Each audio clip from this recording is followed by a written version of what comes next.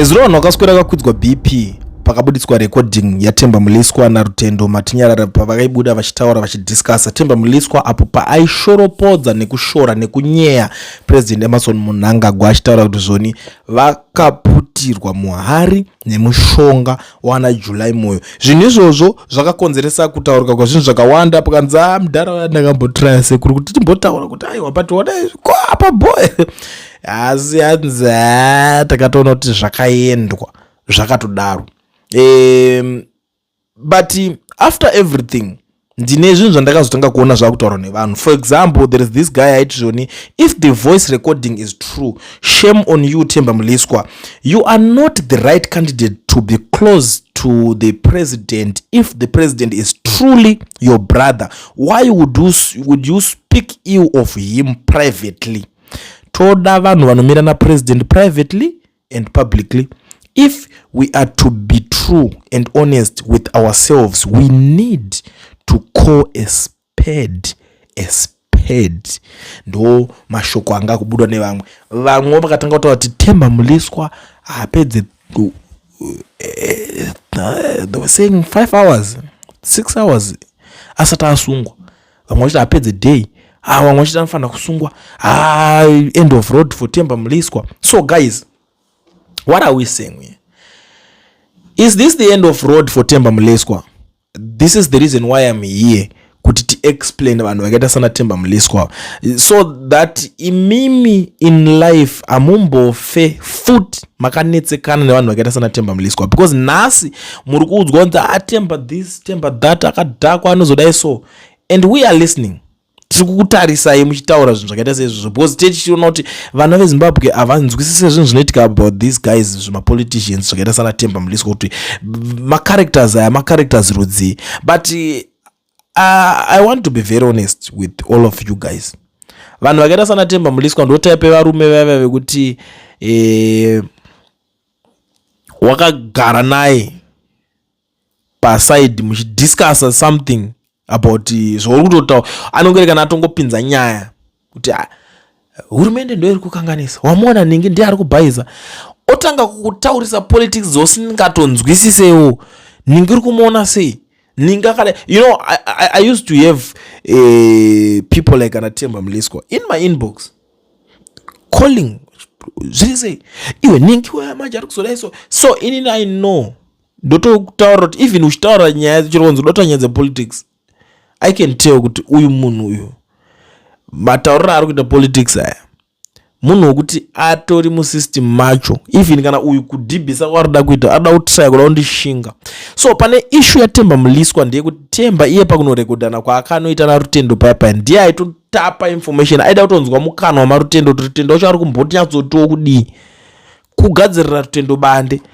Even though I was here to record, it doesn't mean kuti ye Themba ngasinga record. Who knows? Hapana proof. Is there any proof kuti Themba ngasinga to record that information? Mbuzake zvanotaura kuti I don't record people. Vanhu ndo angato record but I send audios. Mune proof nazvo here kuti record vanhu vacho. Mune proof because iye kwacho there was a certain day aita ndobudisa zvere taitaura ndobudisa aida kubudisa acho azviwana kupi zvarekodwa nani. You get the point? So vanhu vakaita sana Themba Mliswa musafe makanyeberwa zonza nhasi chichazobuda chasungwa manje because zvinhu zvaanenge aita anenge abhaiza. Not this guy. Ava vakomana ava handisuda kuti ndinyatsonanga nepasi, ndoda kuti ndinyatsokuutsanangurire kuti ndati kana ukaona iwo uchiti wapinda kana mubhazi kuona vanhu vaya vanongotaura politics pese pese, you should be very careful navo because vangada kunzwa kuti side rako iwo renyaya iwo uri kumboti kudii iwo wacho iwewe wrong ninga anozodaiso ndazve you type ingodzo kuti ndanzwa saka iwo uri kuti kudii. You know, inini ndakasangana vamwe vanhu type even iyoyi in real life kwete zvekuti tichitaura munhu ane atora namba dzangu ataura neni zvepachivhidhivhidhi kudai so. In real life ndichitaura nditimu iri uri kumuona ningi anobhaiza stereki zvichazodai so, and I was like right because ndakachimaster kachitiricha in real life I don't talk politics. For example, bvunza ask anyone vanosangana neni kundibvunza zvepolitics ndotanga ndisangana chandoziva. I don't want to be that person wekuti andongotaura pese pese ndototanga ndatoo munhu ari bitter to that extent. aiwa usanditape manzwi ka unokuti iwo pamwe uri nezvauda kutotry udatonzwa kwandiri mukano mangu wakamboona umwe vanhu vanozoungerikana atonzi ninga asungwa because anga achiita yanzi undermining the authority of the president kana kuti ninga anga atotuka president pane zvaanga achitaura izvo because those guys they will come to you and they will record you usingazvizive atokuona kuti target unongoti target waungofanira nekuvhimwa unongori katsuro kana kambeva or whatever chaunoda kukuenzanisa nacho saka iwewe ukaita that mistake iyo yekuti you feel like it's okay ganongotaura politics nemunhu wese vakomana munopera vanhu vakaita sana Themba munopera navo ivava they are very dangerous even kutarisa madhezi acho paaitopinda kana muparliament macho maemeya anga atori ma1 akambotira kuchikidzirwa nekai kanonzani nduna kati ndokuuraya inini ndakauraya vanhu vakawanda nevanhu vatisingazivi akaramba achiti uri mbavha pana kana zvaunondiita akadii kuwana zvaanomuita right even nekuclaima kuti ndakauraya vanhu vakawanda nevandisingazivi akadii kuzvitraya kumubata akadii kuzviedza kana kumugarira panze kuti ndakuponjesera vhiri remota yako ndakuda akadii kuzvizama zvisezvo akatadza nechi but it is because they know kuti chikomana chinenge chakatochengetedzwa ipapo vanenge vakatotarisa itori ziso risingatoite ipapapo don't try zvako kutaura politics this guy oya muinbox mako ipapapo you know the funny thing autenda ndo type yavanhu yava kuti anotoya neinformation board anga achinzaya uchudza iro kuti ndachita nzima kandiudza kuti ndiatake chivhayo ngirikini ndichanomwe futi pane munhu omwe ataurwa futi achinzi makati ndiatake pataurwa mazita anenge 3 kuto anobva atokupa neinformation chaiyo sezvazviri nezvaunofanira kunge uchitotaura. These are the kind of people wekuti vanogona kutouya I feel sorry for vanhu kunotona I hope kunotona kuna vanhu vakanyudzwa anogona kutouya otovhura political party yake ari one man one band baba otaura kuti muri kuona zvandatoya kudai so pano ndinoda kuti tobvisa takamudaiso todaiso tobva tamudai todai obati nyorai zvichemo zvenyu zvamunoda kuti zviningine nyatsai kutaura zvamuri kuda kuti tinyatsoita chaizvo motaura iwe type yecho muchipedza kutaura iye anenge achiendesa kwaari kuzviendesa imimi muntaurira ida kuti mundiudze imimi do you think kuti Mugaba aingodzinga munhu for no reason vanga vareva Mliswa komana vainga vakuzikanwa wakomana kuti izvi zvikomana izvi zvine dambudziko izvi but nhasi ndo pamunoya panapa motanga kutaura muchifungaudzira kuti mimi you can do anything kune chikomana ichi hanzi manje anogona kutosungwa anogona kutese nani makaona zvaanoita mapurisa acho ini ndakadototarisa kandikati mupurisa here ari kuitwa kanyama naThemba because he is the guy wekuti anoita zvese vanhu vanonzi vanoita zvese in real life. Themba is the good example. I'm telling you, andida nguramba ndichirebesa nyaya because ndoziva kuti vamwe vazhinji munozoti but iwo shamarika uri ngotoomesera ako iramba uchatudza nyaya yaThemba achidididi ndo kune vanhu vakawanda tarisai nerafu yese yanotaura iwo unoti kwake kupusa kana kuti kupenga kuti oya muinbox mako iwo otanga kukuudza kuti ninga akadai akajikiswa akaiswa mushonga akaiswa muhara akadai so iwo unofunga kuti kwako kupusa. But one thing that I like about